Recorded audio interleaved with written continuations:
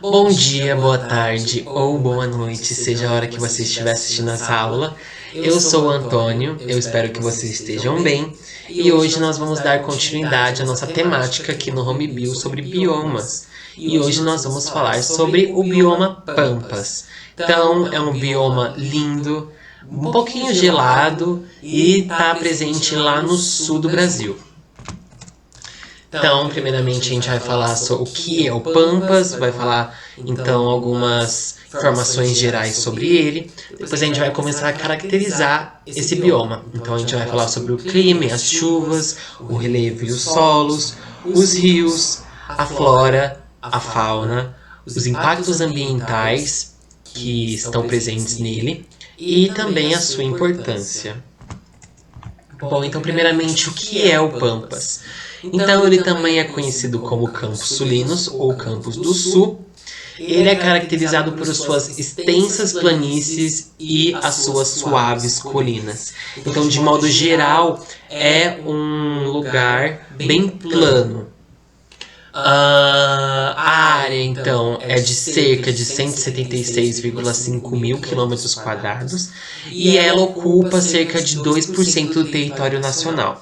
Então, nesse mapa aqui, a gente pode ver representado de roxo, aqui no sul do país, o Pampas. E as suas plantas, então, né, a sua pastagem, ela é a pastagem natural que cobre o Pampas é constituído principalmente por gramíneas, herbáceas e algumas árvores. Bom, o termo Pampas, então, ele é de origem indígena, né? Mais especificamente Quichua, que significa, então, região plana. Então, ele fica aqui no Brasil, ele fica restrito no estado do Rio Grande do Sul e ele ocupa cerca de 63% do Rio Grande do Sul. E além dele fazer parte do Rio Grande do Sul, ele também ocupa algumas porções, né, dos territórios da Argentina e do Uruguai, como a gente pode ver também aqui nesse mapinha da América do Sul.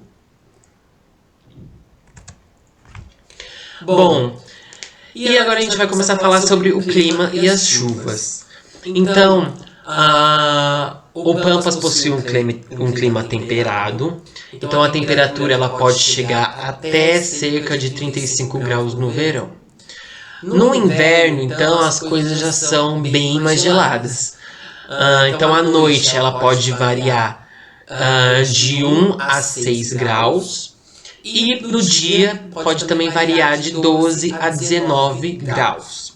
Então também o Pampas ele é muito comum de ter episódios pontuais de neve e algumas geadas. Então é muito comum no inverno você ligar a TV logo cedinho e tá passando no jornal que o pessoal que mora nessa região acordou com neve. É muito comum isso acontecer, porque lá realmente é muito frio. Então, no geral, né, ele possui um clima frio e úmido. As chuvas elas são concentradas principalmente no inverno. E a sua precipitação anual, em média, é de 1.200 milímetros por ano. Bom, então agora falando sobre o relevo e os solos. Então, o Pampas ele apresenta um relevo pouco acidentado, ou seja, ele possui um relevo mais plano, né? Então não possui muitas ondulações. Ele é um pouco ondulado por conta de fazer parte do Planalto Sul brasileiro. E ele apresenta na sua constituição geológica, então, camadas de rochas basálticas, né, que vêm através aí dos vulcões, arenito e rochas cristalinas. Então, como a gente pode ver aqui nessa imagem, o Rio Grande do Sul, que é onde o Pampas brasileiro está localizado, ele possui muita planície, logo em seguida planaltos menos densos e planaltos um pouco mais densos. Então, de maneira geral, é constituído por planícies e planaltos menos densos. E agora um pouquinho do solo.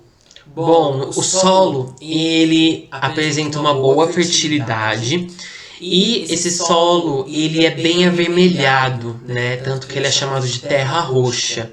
Ele é avermelhado porque ele possui grandes quantidades de ferro. Consequentemente, esse ferro vai dar essa cor bem vermelha e também vai trazer essa boa fertilidade para esse solo.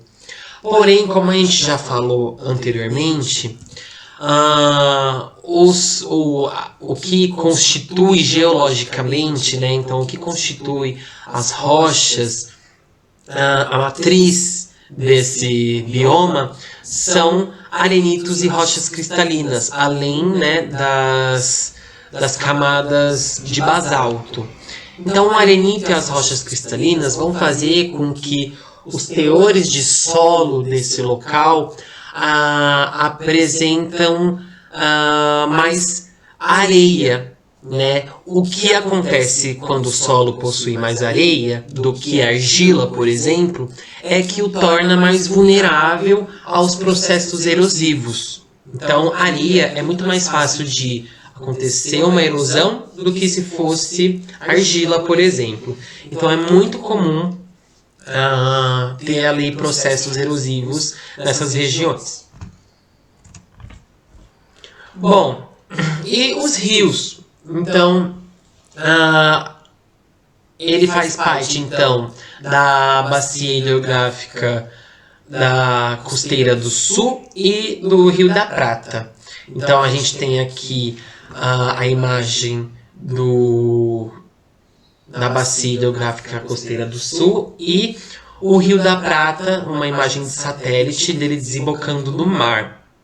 Né? Então, com isso, esses rios eles vão ser as principais regiões hidrográficas do Pampas. Esses rios, então, eles vão apresentar um grande potencial hidrelétrico, né? Então, com esses rios aí conseguiria ter um aproveitamento para fazer a produção de energia elétrica através das hidrelétricas. Além disso, eles também possuem uma boa condição para navegação. E nessa imagem aqui mostra que o Rio Grande do Sul, né, onde está localizado o nosso Pampas, ele também possui muitos lagos e lagoas próximo ao litoral, como a gente pode ver aqui no mapa, que também são importantes. Bom, ali a questão da flora. Bom, então, a flora do Pampas ele é constituída principalmente por gramíneas, plantas rasteiras, plantas herbáceas, algumas árvores e alguns arbustos encontrados próximos a curso d'água. Na parte brasileira do bioma, né, então vai existir cerca de 3.000 espécies de plantas, sendo que aproximadamente 400 espécies são apenas de gramíneas. Então a gente tem uma rica quantidade de espécies nesse bioma. E aqui nós temos alguns exemplos da flora. Então a gente tem o capim-forquilha, a araucária, que é uma árvore muito característica desse local, uma árvore especializada então nesse ambiente mais frio mesmo, e as flechilhas, que também é um outro tipo de capim. Temos também o Nhandavaí, o algarrobo e as barbas de bode. E na fauna, então o Pampas ele vai apresentar também uma fauna bem diversificada. Ele é rico em espécies endêmicas, ou seja, ele é rico em espécies que estão restritas àquele local, que essas espécies então só possuem nesse local em específico. É caracterizado também por uma grande variedade de aves, mamíferos, artrópodes, répteis e anfíbios. Então aí existem cerca de 500 espécies de aves, 100 espécies de mamíferos e 50 espécies de peixes. E aqui como exemplo a gente tem a ave ema, que é linda, Não, eu não posso falar que é linda. Todo o ecossistema desse bioma é lindo. Então, o veado campeiro, o sapinho de barriga vermelha, a caturrita, lindinha, o beija-flor de barba azul, o perdiz e o gachaim. Bom, então um pouquinho sobre os impactos ambientais. Então, por estar dentro de um local que possui um solo muito fértil, então a gente já consegue imaginar quais são os problemas ambientais, né? Pelo menos um. Então os campos, esses campos são usados muito para pastagens, né? Cultivo de pastagens. Então pastagens para agropecuária em geral. Que então, consequentemente, vão ser os principais responsáveis pelo desmatamento e a degradação desse bioma. Ocorre então a diminuição da fertilidade do solo por conta dessas pastagens e o aumento progressivo das erosões por conta do solo já ter altos níveis de areia. O que isso vai acontecer então vai resultar no desaparecimento de algumas espécies nativas que só ocorrem naquele local e também a invasão de outras espécies que podem levar ao desequilíbrio do ecossistema por conta das ações humanas. Bom, então, o Pampa ele é muito importante porque ele trata-se de um patrimônio natural, genético e cultural de importância nacional e global. E a sua biodiversidade, ela vai realizar alguns serviços ecossistêmicos para a gente e também para todo o ecossistema em geral.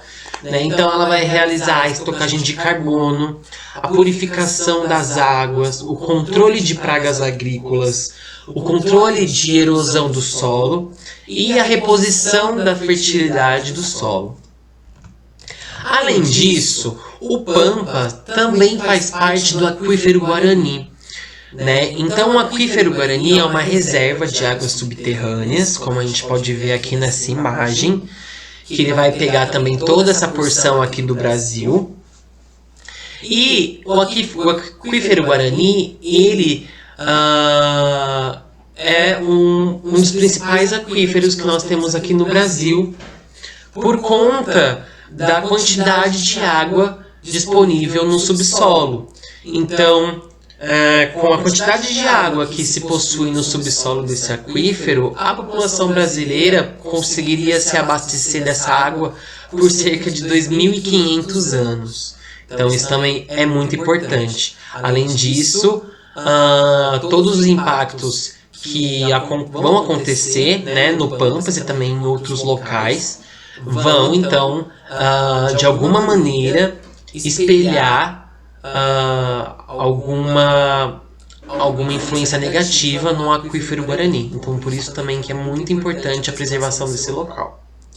Bom, então eu espero que vocês tenham gostado. O Pampas